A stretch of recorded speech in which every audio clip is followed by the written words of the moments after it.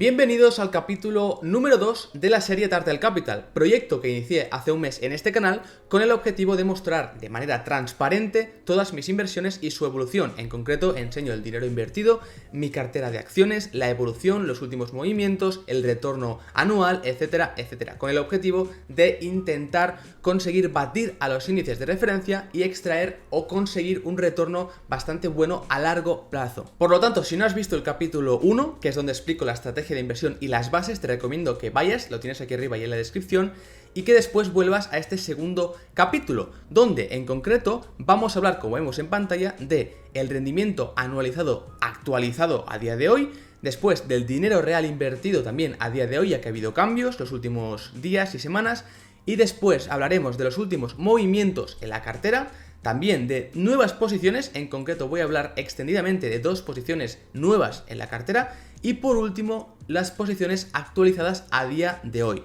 Este vídeo está promocionado por XTB. Si estás empezando a invertir, una muy buena opción es XTB, un broker europeo con 500.000 clientes en el que podrás invertir en más de 3.000 acciones y más de 200 ETFs. XTB cuenta con las tarifas más competitivas para invertir en España, ya que puedes hacerlo a nivel internacional sin comisiones de 0 hasta 100.000 euros al mes, y sí que existe una comisión de tipo de cambio del 0,5% en divisas extranjeras, pero no hay comisiones de cobro de dividendos, ni mantenimiento, ni custodia.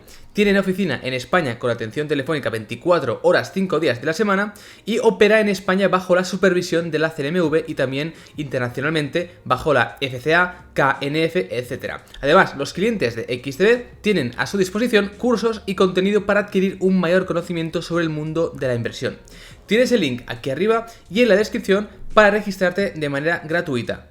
Bien, si empezamos con el rendimiento actual, a día de hoy, vemos que la cartera ha sufrido por el momento un menos 21%, bastante parecido al Russell 2000, menos 23%, y al SP500, que es un menos 20%, y anualizado pues es casi un 20%, que es similar también al Russell y al SP. El MSCI Europe Small Caps está bastante más por detrás, también lleva una caída del menos 31%. Entonces es un terreno de recesión bastante interesante donde estoy encontrando bastantes oportunidades de inversión muy interesantes. Algunas que ya tenía miradas pero que estaban a precios caros y otras nuevas que estoy empezando a analizar y que tengo en mi watchlist o en mi radar. Entonces pasamos a la siguiente diapositiva donde podemos ver de manera más gráfica lo que está sucediendo y vemos que en 2020 tuvimos un retorno menor que el del mercado, en 2021 un retorno mayor, bastante bueno, de hecho fue del 38% como hemos visto, y ahora llevamos esta corrección tan agresiva que por el momento dura y creo que es un muy buen timing para empezar a construir una cartera muy sólida para los próximos meses y años, ya que hay oportunidades muy buenas. Aquí también podemos ver el dinero real actualizado. Sí que el último mes estábamos obviamente más arriba, debido a que ahora han venido estas correcciones y estamos casi los 50.000, los 50.000 euros, ahora con las correcciones y también debido a que no he añadido yo demasiado capital externo a la cartera, tenemos un capital de en torno a los 45.000 euros. Si pasamos a los últimos movimientos, veremos que han pasado varias cosas importantes.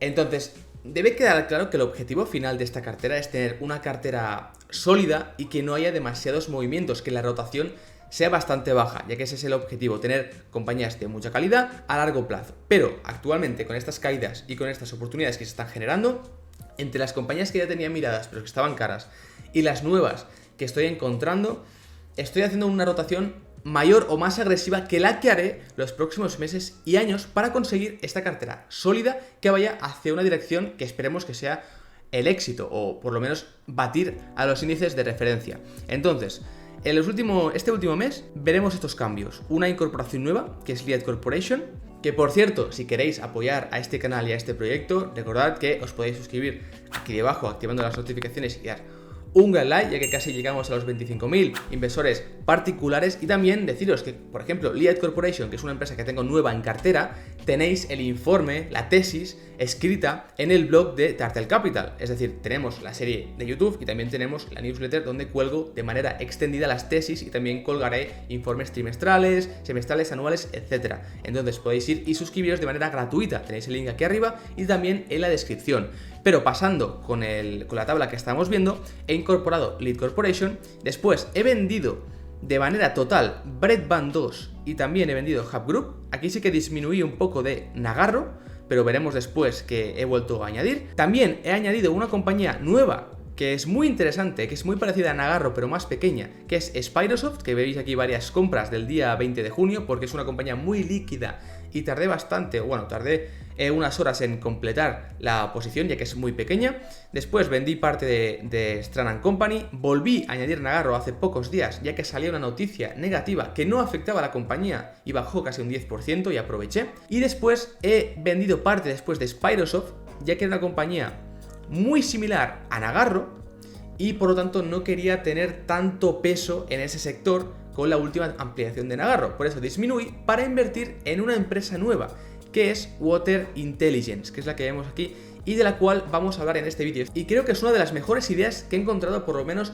este año y veremos en extensión en este vídeo posteriormente. Por lo tanto, en resumen, tenemos ventas totales y no parciales de Breadband 2 y Hub Group. No es que les haya pasado nada en concreto particularmente, no es que hayan tenido malos datos ni nada por el estilo, sino que son ventas, como digo, para aprovechar otras empresas que ahora están más baratas o que he descubierto nuevas con mayor potencial o mayor ratio riesgo-beneficio. ¿Y cuáles son estas nuevas compras? Como ya hemos visto, Spyrosoft, Liat y Water Intelligence de momento. Tengo otra que va a entrar en cartera de aquí poco seguramente y tengo una lista de 4 o 5 acciones que creo que son de mucha calidad y las tengo pendientes de analizar, ya que pensad que para que yo haga una tesis y que me guste la empresa, la conozca, etcétera, puedo tardar 2, 3, incluso un mes en entender la compañía, hacer una tesis, etcétera. Por lo que es mucho tiempo y por eso agradezco vuestro apoyo en el canal y en el blog. Bien, y ahora en este vídeo pasaremos a ver dos de estas nuevas posiciones. Como he dicho, serán Liat Corporation y después veremos Water Intelligence, que es la última adquisición y tiene bastante peso en cartera. Posteriormente, al final, veremos cómo queda la cartera a día de hoy. Y también había pensado en explicar o compartir con vosotros todas las empresas que hay en la cartera de manera resumida, pero creo que eso no aporta valor o suficiente calidad al canal, ya que creo que puedo aportar más si escojo 2 o 3 empresas por vídeo y las explico no de manera muy extensa, pero sí de una manera completa, que se entienda toda la idea, el modelo de negocio, las ventajas, por qué estoy invertido, etcétera. Prefiero eso que estar explicando una empresa y tener 2 minutos por cada compañía, por cada posición. Entonces, en este caso veremos Liat Corporation y Water Intelligence. En el próximo capítulo y en próximos vídeos veremos las demás adquisiciones, las demás posiciones en la cartera y en concreto Spyrosoft, que es una de las últimas entradas en cartera, la veremos en el próximo episodio. Bien, pues empezamos con esta compañía que es Liat Corporation. Es una small cap, básicamente es una empresa de 130 millones de dólares y si teniendo en cuenta la caja 126.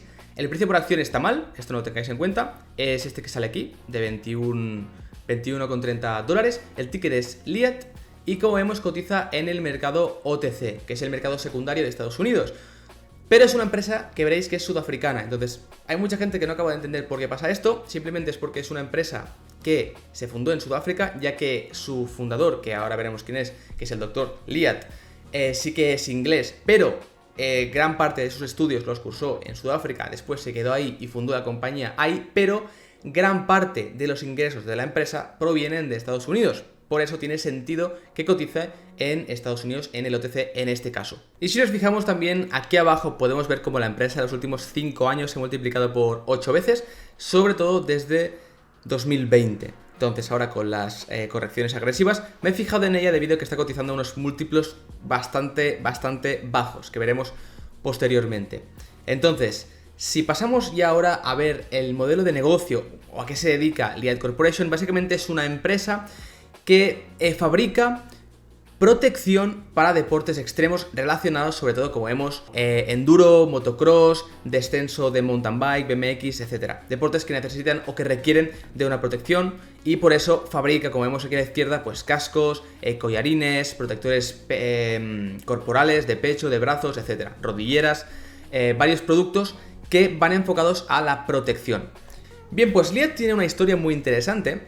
Aquí tenemos a su fundador, que es el Dr. Liat, quien creó por primera vez este producto. De hecho, la empresa al principio era una empresa monoproducto que tan solo comercializaba este collarín. Este collarín tiene una historia también interesante y es que el propio Dr. Liat competía y también como hobby ejercía dentro de estos deportes extremos, sobre todo en motocicleta, y quería iniciar a su hijo. Pero en ese momento uno de sus amigos tuvo un accidente grave y tuvo una lesión de cuello. Ahí se dio cuenta de que realmente estos deportes no tenían la suficiente protección de cuello y era una parte muy sensible del cuerpo. Por eso creó este collarín. Este fue el primer producto de la empresa y fue un producto con mucho éxito, pero también fue su perdición, debido a que estaba muy concentrado en ese producto y cuando la patente expiró empezaron a copiar ese mismo producto a precios inferiores por parte, obviamente, de la competencia, que también veremos algunos de los competidores posteriormente. Bien, y aquí lo tenemos representado gráficamente, como estas ventas de collarín, que es esta barra azul, empiezan a descender debido a la entrada de competencia, de empresas con mayor capital, etcétera, etcétera, y es cuando entra en juego el actual CEO y CFO, que es Sean McDonald, que entra en 2009, aquí, con el objetivo de diversificar esta empresa y de que pase de monoproducto a una empresa diversificada con cascos, accesorios, protección corporal, etc. Por ello, aquí podemos ver, aunque no se vea muy bien, como en 2011 empieza la rama de protección corporal y accesorios y en 2015 una rama muy importante actualmente para la empresa, que es la de cascos. Esto hace que al final el rendimiento o el crecimiento anualizado del apartado de collarines sea del menos 6% y se espera que siga siendo así debido a lo ya explicado, y al contrario, las demás líneas de negocio están creciendo por encima del 30%. De hecho, la línea más prometedora ha sido la de protección corporal, que lleva ya un peso en el total de las ventas del 60% y un crecimiento del 40%. ¿Qué ocurre? Que aunque el collarín tiene mayores márgenes brutos, sí que es cierto que ha entrado en juego al apalancamiento operativo, ya que cada vez se han ido vendiendo más y más cantidades de otras líneas de negocio, que en este caso ha destacado la protección corporal, y eso ha mitigado o ha compensado la disminución del margen bruto con un aumento del margen operativo. La marca en los últimos años está teniendo una mayor visibilidad, está haciendo las cosas muy bien, está teniendo campañas de marketing muy logradas, de bastante éxito, y empieza a tener cierta reputación en el mercado. De hecho, aquí podemos ver cómo respecto a su competencia está empezando a tener una tendencia alcista en cuanto a las búsquedas dentro de Google de la propia marca, del nombre Liat como marca, y tenemos competidores como Alpinestar, Fox o EVS. Después, para medir la evolución de esta marca también podemos ver sus redes sociales y vemos que ha tenido un gran incremento de seguidores tanto en Facebook como en Twitter, como en Instagram. Por ejemplo, en Instagram ha pasado de 34.400 a 150.000 seguidores, lo cual es bastante positivo para estas marcas de consumo. Antes de que se me olvide, también quiero dejar claro el modelo de negocio, que es muy sencillo. Simplemente, Liat se encarga o destaca por su departamento de I+D, que está liderado por el doctor Liat. Entonces, se encarga de la creación de estos modelos, de estos productos de protección, que después envía a fabricar, sobre todo a China, y actualmente ha empezado a estar en Tailandia y en Bangladesh. Pero posteriormente se fabrica ahí y se distribuye con una red extensa, que creo que son casi 60 distribuidores externos especialistas en este tipo de deportes y en este tipo de líneas de negocio, que ya venden al consumidor final. Si pasamos al mercado, tenemos distinguidas dos ramas. Tenemos el mercado de motocicletas off-road y tenemos el mercado de descenso y de ciclismo. Son parecidos pero tienen sus diferencias. La cuestión es que ambos segmentos se espera que crezcan a ritmos bastante elevados, más de lo que yo esperaba, debido a que muchos podéis pensar de primeras que esto es un mercado discrecional, de consumo discrecional, y que más viniendo una crisis o una recesión puede ser un mercado en el cual se esperen estimaciones negativas o decrecientes. Por eso me ha sorprendido que se espere, por ejemplo, en el primer segmento un 8% según Tecnavio, y después, si pasamos a otros estudios que he podido encontrar, tenemos tanto la primera rama con crecimientos del 7% y la segunda rama con incluso crecimientos del 10%, doble dígito, lo cual es algo bastante positivo que me ha chocado. Y también me ha chocado, o es algo que no he acabado de entender, porque los últimos 10 años la tendencia del segmento es decreciente, debido a que las búsquedas, por ejemplo en Google, de motocross y BMX cada vez son más bajas. Entonces es chocante que un mercado que venga de tanto decrecimiento ahora de repente tenga un cambio de sentido y empiece a tener crecimientos incluso de doble dígito. La cuestión es que no sabemos lo que pasará y tampoco sabemos la razón por la que se esperan estos crecimientos tan elevados. Aquí también, para comprobar estos sucesos, he analizado un poco la tendencia del mercado en cuanto a ventas de motocicletas off-road y también al cambio de precio desde 2013. No he podido encontrar datos de 2008, me hubiera gustado porque quería ver cómo evolucionaba el sector en una crisis financiera como la de 2008, pero sí que podemos ver que es un mercado que desde 2013 es estable, no está en ese decrecimiento. Por ejemplo, en estas ventas tenemos un incremento básicamente del 2%, y después tenemos un incremento de precios también similar, casi del 2%, que sería un poco el ritmo de la inflación. Por lo tanto, tenemos un mercado por lo menos estable desde 2013. No obstante, el equipo gestor es bastante optimista. De hecho, ellos calculan que existen 7,5 millones de pilotos de motocross, 2,5 de mountain bike y 250 en otros deportes de bicicleta. Por lo tanto, es un TAM, un mercado potencial muy grande aún, y aunque estuviéramos en un mercado estable, incluso algo decreciente, la empresa puede seguir creciendo a ritmos muy elevados aún. Y vemos aquí, por ejemplo, que en los últimos años ha conseguido una cuota de mercado en el Chest Protector, que es ese segmento que crecía tanto al 40% anual, que es ese protector de pecho y sobre todo de la parte del tronco. Y podemos ver que espera la empresa crecer en otras líneas de negocio, como por ejemplo el segmento de cascos, que será muy importante en los próximos años, y ganar hasta un 15 o 20%, igual que lo han hecho con el protector, que ya vemos que llega casi a un 20% de la cuota de mercado. Entonces esto es bastante positivo para las expectativas futuras de la empresa. Si miramos la evolución, el P&L, el estado de pérdidas y ganancias desde 2015, vemos números asombrosos. Desde 2016, que es cuando empieza a tener este efecto más grande de la diversificación del segmento de los cascos, accesorios, etc., vemos un crecimiento anualizado del 26%, y después no solo eso, sino que después en 2021 ha crecido hasta un 88% en tan solo un año. Y algo muy importante es esa expansión del margen EBIT, del margen operativo, debido al apalancamiento operativo que ofrecen las nuevas líneas de negocio. Y vemos que ha pasado del 1% al 23% actualmente. Además, es una empresa que ahora veremos no tiene deuda, tiene ratios de liquidez y de solvencia muy buenos, mantiene unas tasas de en torno al 28-25%. Y después no es una empresa que haya diluido demasiado al accionista, está en torno a los 5,50 millones de acciones en circulación. Lo impresionante es ver cómo la empresa pasa de generar nada a 13 millones en tan solo 5 años.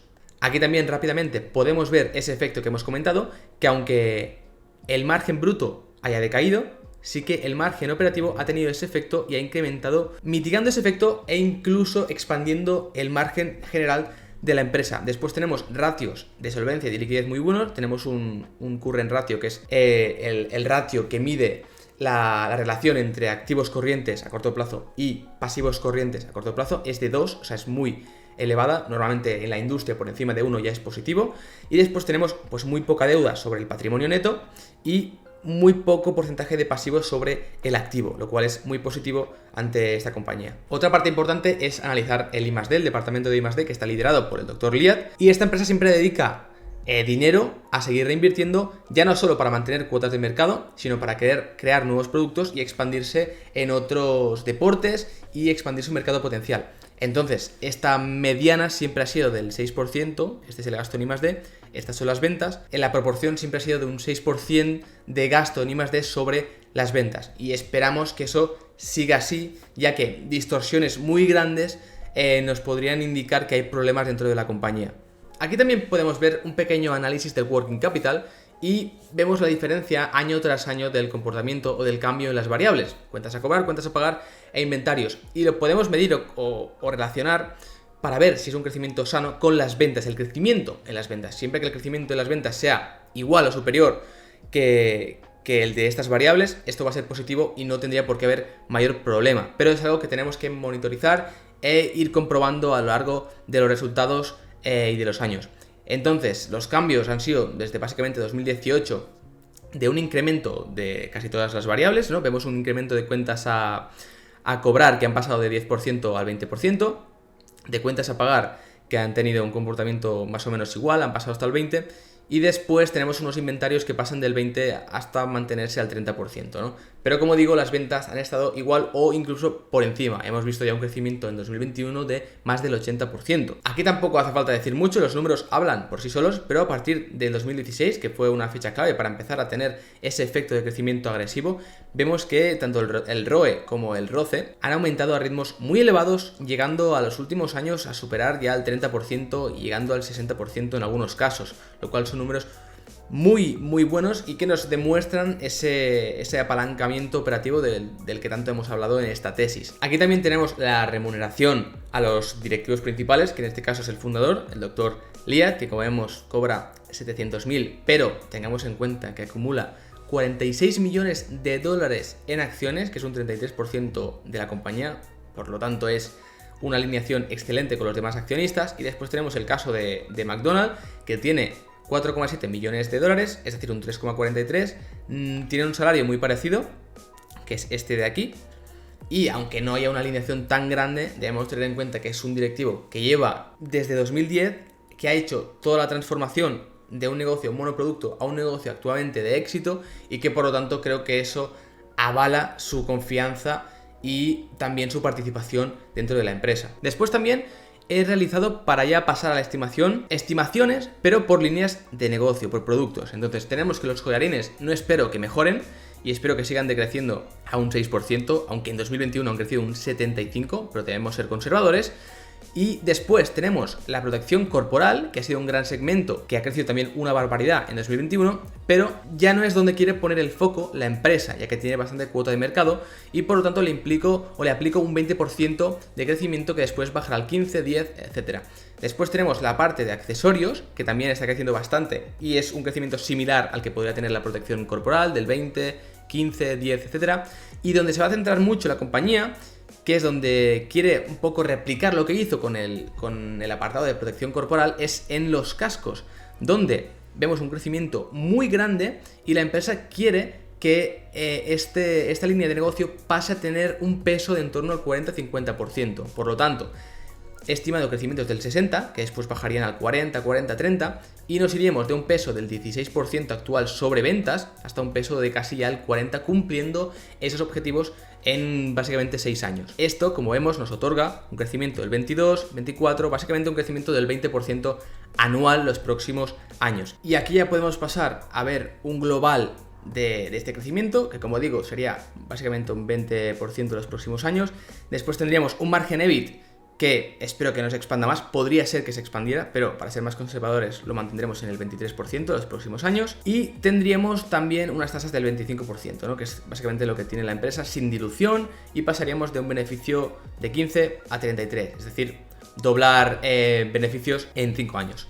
Después también podemos destacar aquí el working capital. Vemos que de la EBITDA le extraemos pues las tasas, los intereses, el CAPEX y también tenemos el working capital, que es una gran partida. ¿Por qué pasa esto? ¿Por qué sesga el resultado? Porque el working capital en esta empresa es positivo y por lo tanto primero debe pagar a sus proveedores para crear productos y venderlos, y después cobra de los clientes. Primero aporta capital y después cobra. Por lo tanto, siempre debe, como digo, aportar ese capital al principio, y eso hace que la variación de working capital de un año a otro sea negativo y reste del free cash flow, que recordad que el free cash flow es ese dinero que le queda libre a la empresa después de cubrir sus obligaciones, como en este caso es el working capital, las tasas, los intereses, etc. Por eso, el working capital normalmente, si lo calculas así, será menor al beneficio neto contable. Por último, tenemos la valoración intrínseca de esta empresa para los próximos años. Antes de ver esta tabla, vamos a ver los múltiplos históricos a los que ha cotizado. La mediana es de 16 veces PER, 16 free cash flow, 8 EBITDA, 10 EBIT. Actualmente está bastante por debajo, 8 veces PER, 11 free cash flow, 6 EBITDA. Además, teniendo en cuenta que el último año ha crecido un 80% y tan solo cotiza PER 8. Además de esto, algo muy interesante. Podéis seguir a Olivier Colombo y también a Jordán, que es el gestor de Iceberg AM, con el cual hablé sobre la compañía y me ayudó para realizar esta tesis. Y una noticia muy importante que colgó Olivier recientemente es que BSTO es una empresa que ha adquirido Fox Racing, que es un competidor de Liat. Entonces, esta adquisición se ha hecho a 10 veces EBITDA.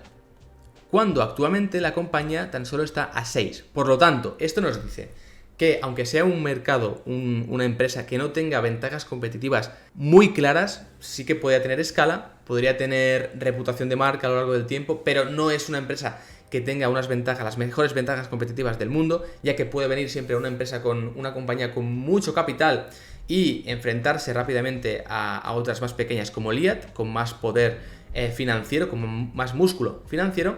Pero es importante también ver que esta empresa grande que quisiera entrar en el mercado puede comprar directamente con una OPA a Liat Corporation y pagar una prima que estaría bastante bien si fuera de 10 veces EBITDA, aunque obviamente pienso que la empresa vale bastante más. Pero sería una opción que la empresa directamente fuera objeto de OPA por otra empresa mucho más grande, como es el caso, ¿no?, de VSTO hacia Fox Racing.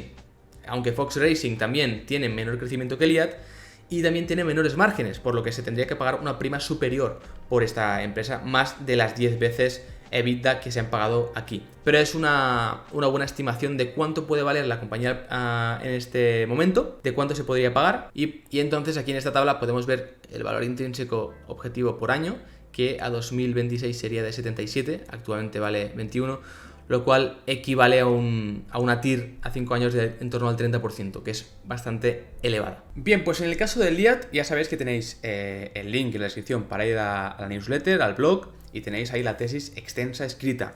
Ahora pasamos a la segunda idea, la última incorporación en cartera, que es Water Intelligence. Una de las mejores empresas que he analizado hasta el momento. Me gusta mucho su estrategia y sus características.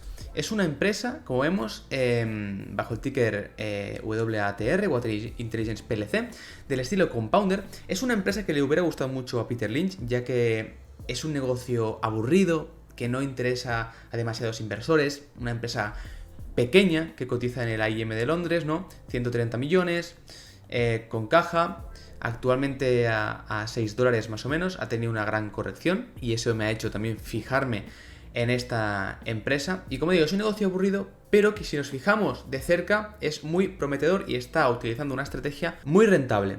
Y además también vemos que en bolsa ha ido muy bien. Los últimos 12 años ha tenido una rentabilidad anualizada del 20%, se ha multiplicado por 8 veces. Entonces creo que vale la pena darle una oportunidad a esta gran empresa. Se trata de un modelo de negocio muy simple, ¿vale? Os voy a poner este vídeo aquí, que es un vídeo de hace bastantes años, pero creo que refleja bien las bases de la empresa. We can use it to find leaks down beneath concrete slabs. If it were on a hot water line, it would show a large area that's... Es una water, lo que hace es detectar y reparar fugas de agua potable y no potable.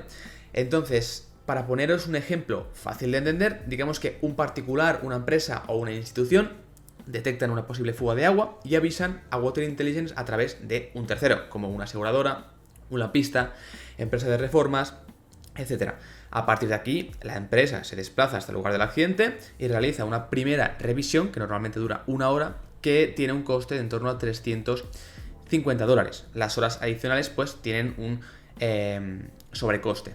Después, posteriormente, el cliente recibe un informe con esa detección de la fuga y su posible solución bajo la perspectiva de Water Intelligence, y el cliente decide si seguir con Water Intelligence para acabar el trabajo, lo cual podría ir de $1.300 a $9.500 o ir con otra empresa. Entonces ya os adelanto que es una empresa muy basada en Estados Unidos, como veis aquí, genera unos 50 millones de ventas en 2021 y también se está expandiendo internacionalmente. Bien, Water Intelligence cuando salió en bolsa 2010 lo hizo con una fusión inversa, fue algo compleja, la estructura empresarial es un poco rebuscada y como digo es algo compleja, pero posteriormente a la salida a bolsa, la IPO, lo que tenemos que entender es que existe Water Intelligence como empresa holding, empresa paraguas, que tiene 2 subsidiarias. Primero tiene ALD, que es American Leak Detection, que es lo que vemos aquí, que es la más importante y de la cual hablaremos más, pero después también tiene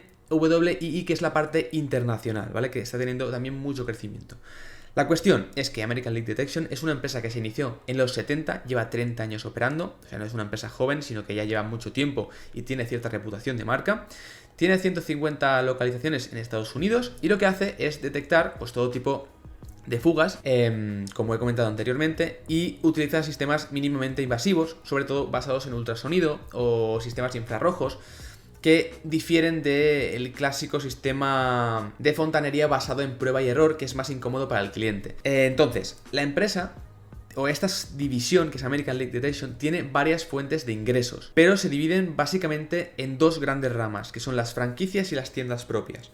Por un lado tenemos las franquicias, que tenemos aquí, ¿vale? Las franquicias se dividen en este apartado y en este apartado, ¿vale? Estas dos patas forman el ingreso por franquicia. Esta sería la parte de las regalías, donde American Leak Detection cobra un porcentaje sobre las ventas de los franquiciados. Actualmente tiene 83 franquiciados, ¿vale? Y cobra entre un 6 y un 7% sobre las ventas, como otras empresas que tengo en cartera parecidas. MTI, por ejemplo, MTI Food tiene esos ingresos que cobran los franquiciados sobre las ventas. Esto es positivo, por ejemplo, en épocas de inflación, cuando aumentan los costes, quizás, o la empresa comprime márgenes, o directamente el franquiciado no tiene beneficios, pero American Leak Detection sigue cobrando sobre las ventas y se asegura ese beneficio. Pues la otra pata es el canal asegurador.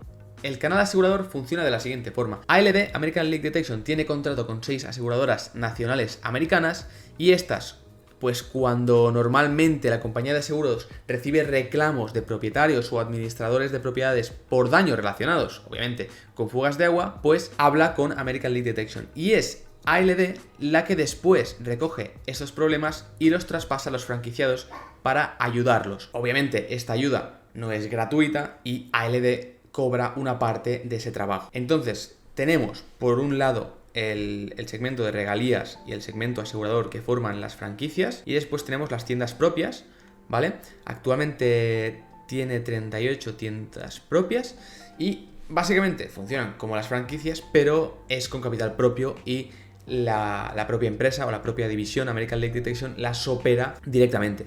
Es un negocio directo. Entonces, estas tiendas, ahora veremos la estrategia que usan, pero son más rentables que las propias franquicias. Ahora pasaremos a ver la estrategia, pero antes quiero dedicar un minuto a WII, ya que no hemos comentado nada sobre esta línea de negocio, que es la segunda división de Water Intelligence.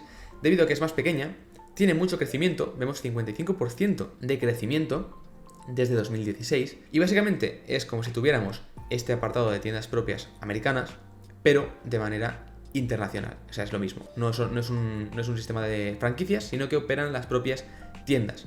Y sobre todo están en Reino Unido y Canadá.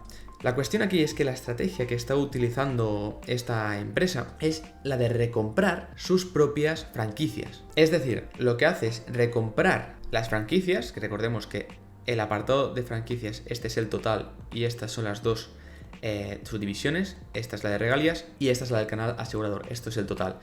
Entonces vemos que aunque ha tenido crecimiento del 18%, la joya de la corona de esta empresa es el apartado de tiendas propias, que ha crecido a un 50% los últimos años y se espera que siga creciendo a ritmos elevados. ¿Por qué? Porque la empresa gana más dinero con las tiendas propias, debido a que aquí vemos que ya tienen un margen EBT, es decir, antes de tasas, más elevado que el apartado de franquicias, y por lo tanto utiliza el ingreso recurrente de las regalías, sobre todo de las franquicias, para recomprar las propias tiendas, las propias franquicias a múltiplos bastante atractivos, que rondan de media 1,5 veces ventas. Por lo tanto, lo que hace es reinvertir ese dinero en recomprar franquicias, y podemos ver también que, aunque el apartado de regalías tiene un margen bastante elevado, sí que es cierto que lo que sesga este margen total de las franquicias del 15% es el apartado de business to business o el canal asegurador. Por último, también podemos aquí ver el apartado de internacional, donde vemos que cada vez más se está expandiendo el margen EBT, ya está en el 7%, y se espera que siga expandiendo. Lo ideal sería que siguiera expandiéndose hasta alcanzar la rentabilidad de las tiendas propias americanas. Esto equivale a un total entre todos los segmentos del 35% anualizado desde 2016, lo cual es muy positivo, y es en 2016 cuando empieza esa estrategia. ¿Por qué esta estrategia es válida? Pues porque, como ya hemos visto, la rentabilidad de las tiendas cuando son propias aumenta, pero otra cosa importante es que transforman esas tiendas como centros regionales corporativos para ayudar a las franquicias cercanas a mejorar su operativa. Y esto es positivo para todo el negocio en general. Por lo tanto, la motivación no es, como parece, quitarles el negocio a los franquiciados, sino que estos crezcan más y mejor. Entonces, los números son los siguientes. Algunos KPIs son que el número de franquiciados va disminuyendo y básicamente acostumbran a recomprar unas 5 franquicias al año. El capital gastado ha sido de 36 millones y la empresa con ello ha adquirido 24 millones, debido a que las adquisiciones se están haciendo a un precio medio de 1,5 veces sobre las ventas del franquiciado. Ahora pasamos a hablar del sector. Creo que es un sector con grandes vientos de cola, debido a que estamos hablando de el agua dulce, que globalmente es un recurso escaso a nivel mundial. Y actualmente es el 3% de toda el agua del planeta. Entonces, si esa agua dulce ya es poca, si encima le añadimos fugas, pues es menor y por lo tanto existe un gran problema que se debe solucionar. Se estima que el 34% de toda esta agua mundial está sin contabilización. Es decir, esta agua sin contabilización es la diferencia entre la suministrada al sistema de distribución y la cantidad sobre la cual los clientes realmente están pagando. Y esta agua sin contabilización se está perdiendo por estas fugas. De hecho, el propio Banco Mundial también estima que del 30 al 40% del agua se podría estar perdiendo, y en Estados Unidos también se calcula una pérdida anual del 10 al 30%, lo cual son 8.000 millones de litros perdidos. Otro factor muy importante que le irá muy bien a la empresa es que las tuberías subterráneas de Estados Unidos, que es donde opera sobre todo ALD, American Leak Detection, están llegando al fin de su vida útil. Y existen varios planes, entre ellos el plan de Biden, que es invertir un mínimo de 110.000 millones solo en este aspecto para reemplazar todo el sistema, lo cual es muy positivo. Aquí abajo también tenemos el tamaño del mercado, ¿vale? Es un mercado de 19.000 millones de dólares, pero en América esto es como un 50%, por lo tanto son 8.000 millones y se espera que crezca a un 4,8% hasta 2030. Teniendo en cuenta que la empresa sí que genera 50 millones, pero en su totalidad, computando también las ventas de las franquicias, llega a los 150 millones de dólares. Por lo tanto, actualmente tan solo tiene un 2% de la cuota de mercado, lo cual es muy poco. Y además, teniendo en cuenta que es la única empresa de este sector que tiene escala a nivel nacional y que está distribuida por muchísimas zonas. El mercado, ahora veremos, está formado sobre todo por autónomos o pequeñas empresas de fontanería que no tienen ningún tipo de escala ni ningún objetivo de seguir creciendo. Antes de pasar a los fundamentales, creo que es muy importante entender las ventajas competitivas, ya que en primera instancia puede parecer un negocio que no tiene barreras de entrada, pero sí las tiene. Tiene algunos competidores más pequeños, ninguno cotiza y son negocios diferentes. También debemos entender que Water Intelligence tiene su propia tecnología y aparte tiene un abanico de soluciones muy grande. En cambio, ciertos autónomos están especializados en ciertas áreas y empresas pequeñas también. Lo primero que debemos de entender es que estos competidores como autónomos no tienen escala y sí que pueden ejercer competencia local, pero cuando se trata, por ejemplo, de uno de los principales drivers de crecimiento de este sector, que será este cambio y este mantenimiento de las tuberías subterráneas de América del Norte, serán contratos municipales en los cuales pues, estos municipios van a buscar empresas grandes, líderes o que tengan escala para que puedan conseguir ejecutar esos procesos y esos proyectos, ya que pequeños no van a ser. Entonces, empresas pequeñas y autónomos es difícil que consigan este tipo de contratos. Y en el punto número 2 sí que podríamos pensar que puede entrar un private equity o una macroempresa con capital muy grande y con un gran músculo financiero y replicar la estrategia. Pero debemos entender que el mercado está formado, como hemos dicho, por empresas pequeñas y autónomos que son muy conservadores, están muy acostumbrados a un tipo de contrato, van a ser muy reacios a ser adquiridos por una macroempresa y además solo facturan de media unos $80.000 al año. Por lo tanto, es muy difícil crecer de manera inorgánica en este sector. Tardaría muchísimo tiempo y sería algo muy complejo. Por otro lado, podríamos pensar que esta empresa podría replicar el modelo de franquicia que tiene Water Intelligence, pero eso tampoco es así, debido a que no es sencillo replicar este modelo.